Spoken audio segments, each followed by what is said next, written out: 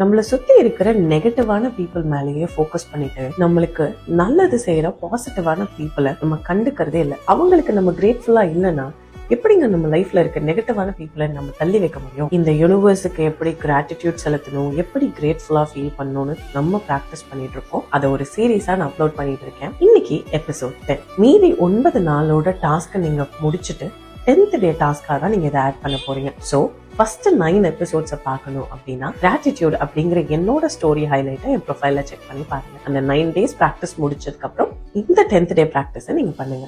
10th டே practice ரொம்ப ரொம்ப சிம்பிளுங்க. Magic dust everyone. மேஜிக் டஸ்ட்னா என்ன அப்படிங்கிறது நம்ம எபிசோட் 8லயே பார்த்தோம். ஒன்றும் இல்லை, உங்களோட அந்த கிராட்டிடியூட் இருக்குல்ல, கிராட்டிடியூட்ல உருவான இமேஜினரி டஸ்ட், அதுதான் அந்த மேஜிக் டஸ்ட்.